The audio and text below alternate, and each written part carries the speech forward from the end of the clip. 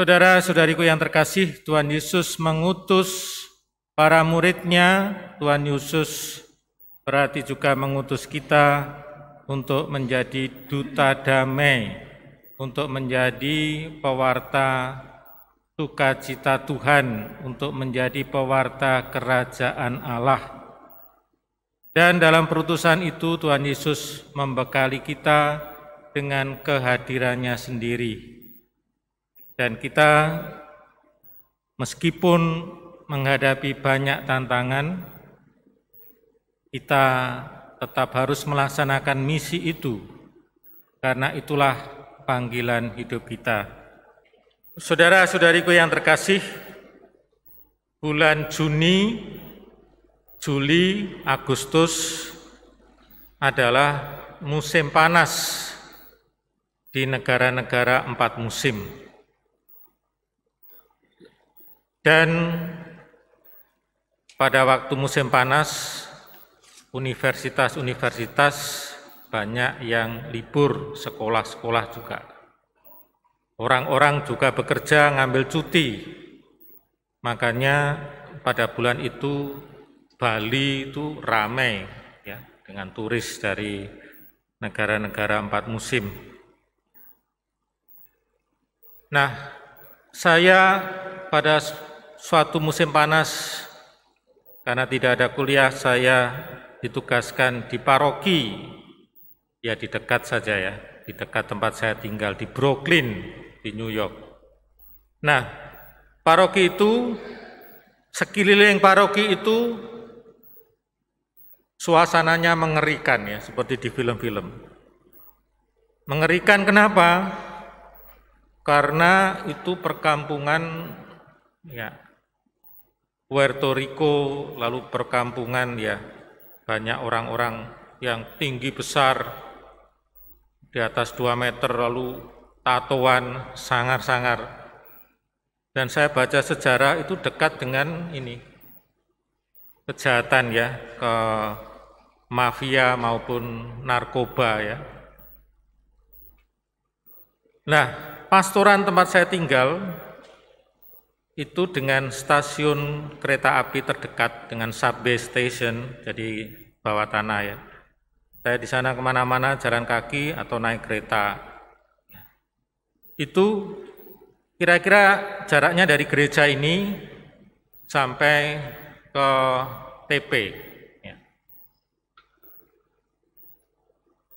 Itu melewati beberapa blok yang kalau malam lampunya di beberapa tempat itu tidak nyala ya, gelap, sengaja dimatikan. Dan banyak orang bergerombol-gerombol, minum-minum atau ya kongko-kongko. Jadi kalau saya pas pulang agak gelap gitu, kalau lihat jalan di sebelah kiri lalu ada orang kumpul-kumpul, saya langsung crossing ini ya, silang gini, wedi. Wedi dipalak. Ya. Terus kalau di sini ini balik lagi, jadi seringkali zigzag gini, ketakutan.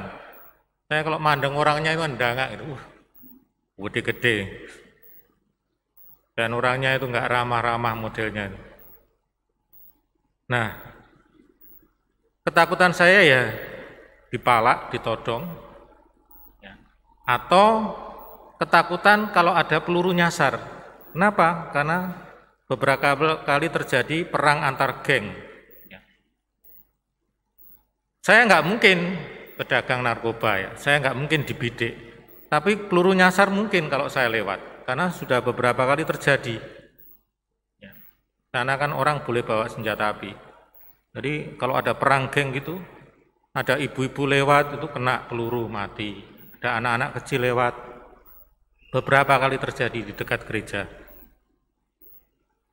Nah, saya selalu ketakutan kalau kemudian pulang agak lambat itu dari pergi kemana begitu kembali ke paroki itu. Nah, saya membayangkan, saya hari-hari ini membaca di Kompas itu tentang perjalanan Presiden Jokowi. Itu ditulis dengan bagus, vivere pericoloso, jadi perjalanan yang nyerempet-nyerempet bahaya. Dan bahayanya jauh lebih besar daripada apa yang saya alami. Kenapa? Karena dia kunjungan ke negara yang sedang berperang. Resikonya sangat tinggi. Saya baca bahwa dia dari Polandia, ya transitnya itu di Polandia, dari Polandia ke Ukraina, ke Kiev, ibu kota Ukraina itu, kota pemerintahan, itu 11 jam naik kereta. Dan dia, presiden ini tidak mau pakai rompi, nggak mau pakai helm. Itu kan gila. Dan nanti dari situ balik lagi ke Polandia, lalu ke Rusia. Bahayanya itu ada 3. Pertama, itu tadi collateral war atau ya bahaya sampingan karena ada perang. Itu kan rudal diluncurkan ya. Nah kalau ada yang nyasar ke rombongan Presiden Jokowi, ya, habis. Rudal-rudal dari Rusia diluncurkan ke sana. Belum lagi perang itu kan tidak hanya melibatkan Rusia sama Ukraina, ada neonasi, ada pasukan-pasukan bayaran, pasukan asing. Ya, bisa saja ada orang-orang gila yang menargetkan presiden kita ya, untuk cari nama, untuk bikin kekacauan. Belum lagi kalau dia ke Rusia, lalu ada orang yang anti Rusia, negara-negara yang anti Rusia ingin merusak hubungan Rusia dan Indonesia, ya dirudal. Bisa pakai rudal, bisa pakai drone ya, yang diisi bom. Jadi saya membayangkan, wih nekat. Banyak yang mengecam, cari nama, ya hanya untuk istilahnya itu popularitas, ya. Popularitas untuk apa? Sudah selesai presidennya. Presiden kita ngomong, ya, melakukan bahaya ini adalah amanat konstitusi. Apa itu amanat konstitusi? Yaitu menjaga perdamaian, ketertiban dunia, membawa kedamaian. Hanya itu. Dan karena kalau terjadi perang, itu kita merasakan dampaknya. Harga BBM barusan naik, sekarang harus pakai My Pertamina aplikasi. Harga gas itu juga naik, dan itu mempengaruhi rantai ekonomi dunia. Dan yang menjadi korban adalah orang-orang miskin dari negara-negara berkembang. Jadi tujuannya satu, saya ingin membawa pesan damai. Meskipun sesudah pulang, Rusia tambah ngirim rudal lebih banyak. Ya. Apakah itu gagal? Tidak. Karena pesannya disampaikan, pesan untuk membawa perdamaian. Dan ini sangat Kristiani. Karena Yesus itu mengutus murid-muridnya sama. Kamu tak utus untuk apa? Untuk membawa damai. Hari ini Yesus kan mengutus 70 muridnya berpasang-pasangan. Kenapa 70? Kenapa berpasang-pasangan? Berdua-dua. Ya 70 itu pada saat itu dianggap ya suku bangsa di dunia ini ada 70. Jadi bangsa-bangsa di seluruh dunia ini hanya ada 70. Itu melambangkan bahwa Yesus mengutus muridnya ke seluruh penjuru dunia. Kenapa berpasang-pasangan? Supaya kesaksiannya itu kuat. Dalam perjanjian lama dikatakan kalau memberi kesaksian itu minimal 2. Dan itu kesaksian dalam kelompok, dalam komunitas. Nah, saudara-saudari yang terkasih, Yesus sangat jelas mengutus muridnya, misinya apa? Misinya apa? Membawa perdamaian dan membawa kerajaan Allah. Lalu bekalnya apa? Bekalnya justru tanpa bekal. Maksudnya bekalnya bukan hal-hal yang manusiawi. Bekalnya adalah Tuhan sendiri yang menjadi bekal. Tuhan yang akan menyertai misi kita untuk membawa damai, untuk membawa kerajaan Allah, untuk membawa kasih. Ya. Tuhan Yesus mengatakan, ya, aku akan menyertai kamu, dan kalau ada orang sakit yang kamu kunjungi, di tempat kamu kunjungi, ya Tuhan akan memberikan apa? Bekal, yaitu kuasa untuk menyembuhkan. Jadi bekalnya bukan seperti mau camping, gitu ya, bawa beras, bawa Indomie, ya, bawa kompor, bawa pakaian yang banyak, ya, nginep 2 hari, nanti kopernya 2 koper, ya, macam-macam yang dibawa. Tidak. Bekalnya adalah bahwa Tuhan menyertai aku, Tuhan memberi aku kemampuan, Tuhan akan melindungi aku. Orang diajak untuk percaya akan penyelenggaraan Tuhan. Makanya para muridnya, kalau kamu berkunjung ada yang memberi makan, makanlah. Itu Tuhan memakai orang itu untuk memberi kamu makan. Nggak perlu kamu bawa uang saku yang banyak, ya nanti berkunjung mampir, ya ke Depot Sri atau ke mana, apa namanya, warung ini, warung itu, ya restoran ini. Tidak, kamu kunjungan, orang memberi makan, makanlah. Orang memberi kamu penginapan, menginaplah di situ. Artinya Tuhan yang menyelenggarakan. Kamu tidak usah khawatir. Tetapi Tuhan Yesus mengingatkan bahwa tetap ada bahaya. Meskipun orang itu niatnya baik, meskipun orang itu yang dilakukan baik, tetap ada yang menentang. Ya seperti contoh tadi. Meskipun presiden itu niatnya baik, tetap ada bahaya. Bahaya peluru nyasar, bahaya ditembak. Juga resiko orang-orang yang nyinyir, cari popularitas, pansos, cari perhatian, membuang-buang ini, uang, membuang-buang tenaga. Nah, itu resiko. Tuhan Yesus mengatakan itu, kalau kamu ditolak, kalau kamu membawa damai, ditolak, damai itu kembali kepadamu. Biarkan saja. Nah, saudara-saudara yang terkasih, apa ini relevansinya bagi kita masing-masing?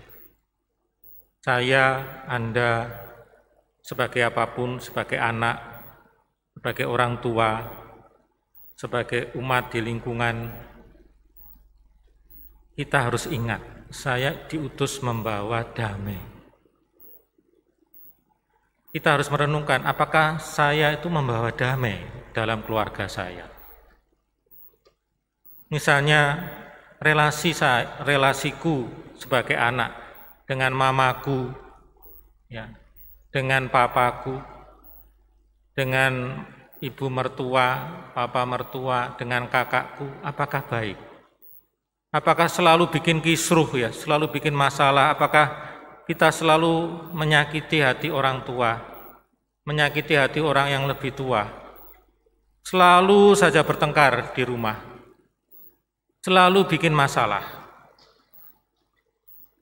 Ada orang yang selalu bikin masalah, tetapi dia tidak merasa bahwa dia bikin masalah. Ya kasihan, orang lain menderita karena kehadirannya. Maka kita harus mawas diri. Apakah kehadiranku itu membawa damai? Kehadiranku saja. Belum sampai pada tahap berikutnya. Yang kedua adalah, apakah kehadiranku itu mendamaikan sebagai juru damai? Mungkin kita tidak membawa masalah di dalam keluarga, dalam lingkungan, dalam masyarakat.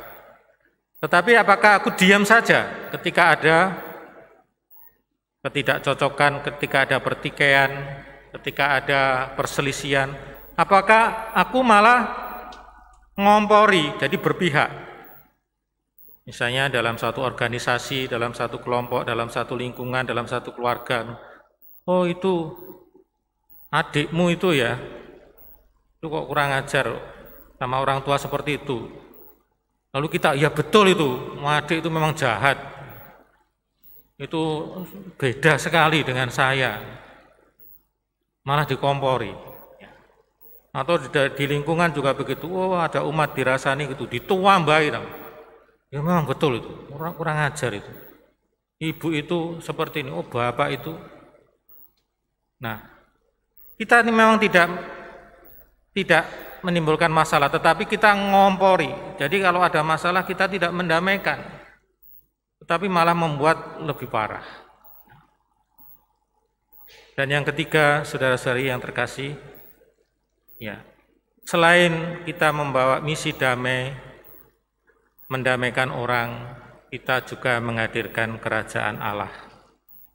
Yaitu apa? Ya kita sendiri yang membawa kebaikan kepada orang di sekitar kita. Kalau ada orang yang kesusahan, ya, kita menghadirkan diri.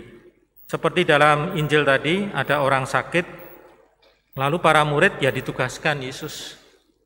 Kamu, kalau ada yang sakit, saya beri kuasa untuk menyembuhkan.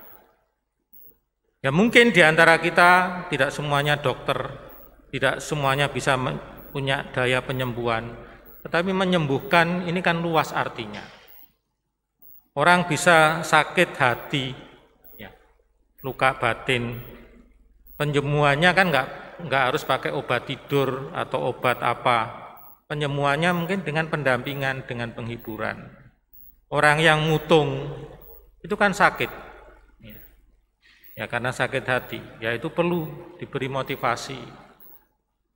Ada banyak hal penyakit yang kita alami, tidak hanya fisik, tapi terutama mental. Orang yang kesepian, orang yang hopeless ya, nggak punya harapan, orang yang putus asa, itu banyak.